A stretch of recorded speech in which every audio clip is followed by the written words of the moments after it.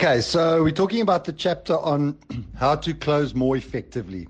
So before I get going on this chapter, what you need to remember is that the goal of the pitch is to close the customer ultimately. So you've got a great pitch. We know the pitch works. It's been tried and tested.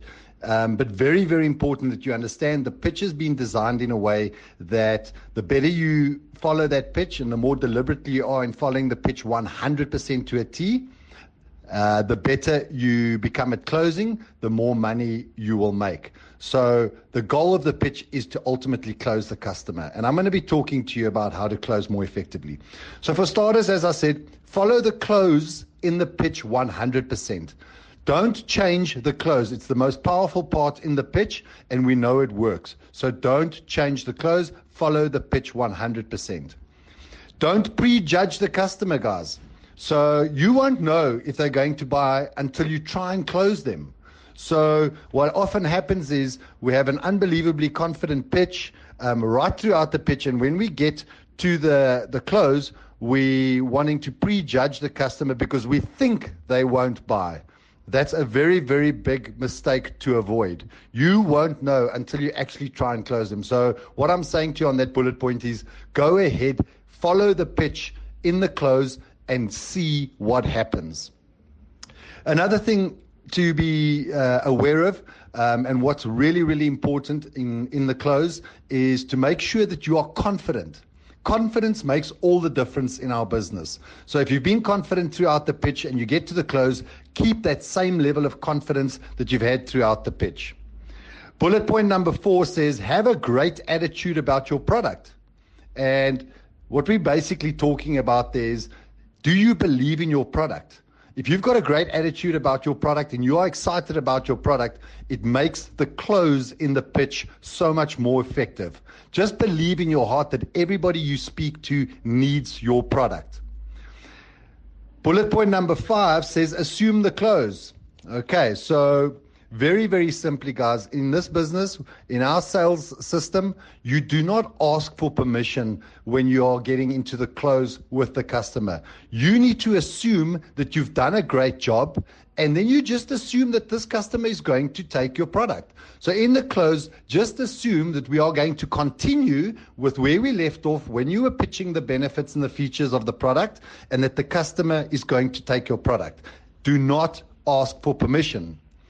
The next bullet point says, have great product knowledge. Again, guys, if you know your product well, you will come across confidently, and that will allow your customer to believe that you know what you are talking about, and more importantly, they will trust you. If you are in the field, in face-to-face, make sure you maintain good eye contact. If you lose eye contact, you will lose the sale. In the field, face-to-face, body language is everything, and eye contact is one of the most powerful things to create trust with your customer. The next point on how to close more effectively is use your closing tools. The welcome packs, policy number, if you're in the field, your pitch card.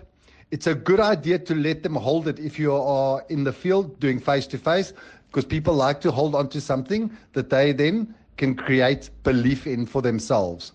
So in telesales, very importantly, talk about the fact that you're going to be sending the customer a welcome pack. Talk about the fact that you are going to be giving them a policy number, and make use of that to then close more effectively, to give the customer a real sense that this is what's going to happen next.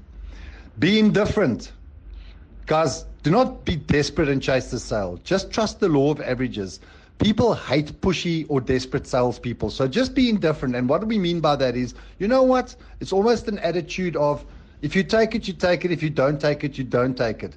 However, of course, the goal remains to close the customer. So you just want to make sure that you're not sounding desperate. The next bullet point is expect objections.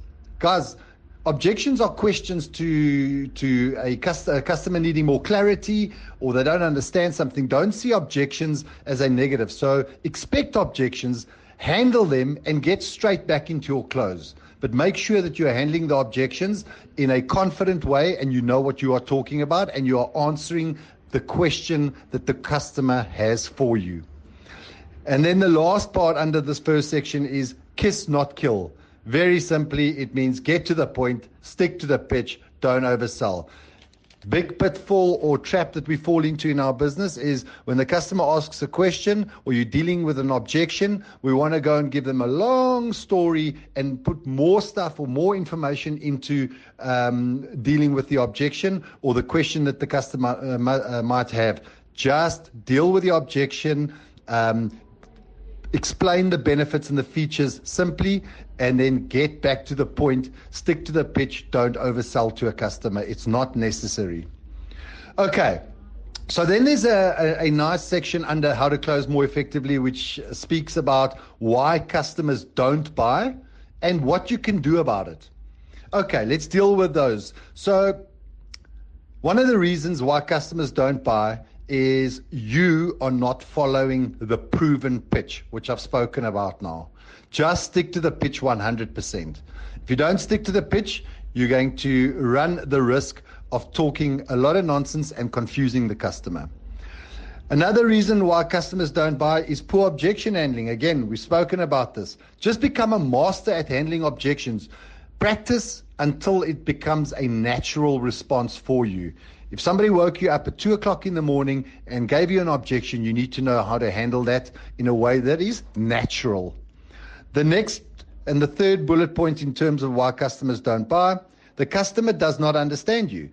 Well, again, very simply, stick to the pitch and speak clearly. Your voice is the only thing that you have when it comes to pitching to the customer on the dialer. So make sure that you are clear when you are speaking to the customer, and make sure the customer understands what you are saying, and how they will do that is if you stick to the pitch 100%.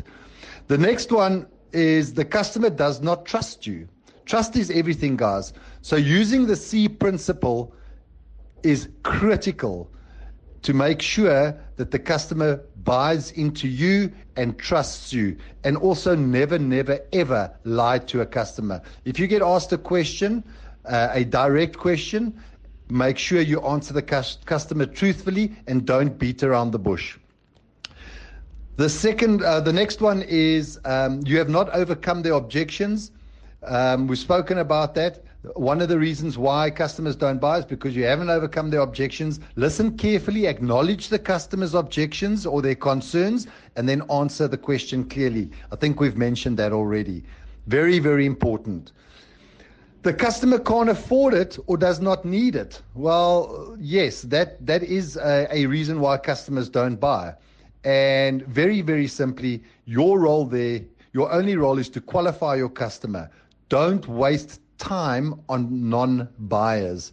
Often what happens is the customer really can't afford it, or they're not working, and we want to continue handling the same objection over and over. Qualify your customer correctly. If they qualify, great. If they don't qualify, don't waste time on non-buyers. And then the last, but by no means least, reason why customers don't buy, very simply, is the customer resists being sold to. For example, can you call me later? Very simply, guys, this is a common objection. Just be prepared to handle this objection, and this you will learn through the chapter on how to handle objections. Make sure that you understand the objections or the common objections that you will get before you go on the dialer or into the field, and know how to handle these common objections and be prepared to handle them. Guys, that's our chapter on how to close more effectively, and I hope that you get out there and you are hugely successful because you know how to handle objections, but more importantly, because you are confident at closing customers.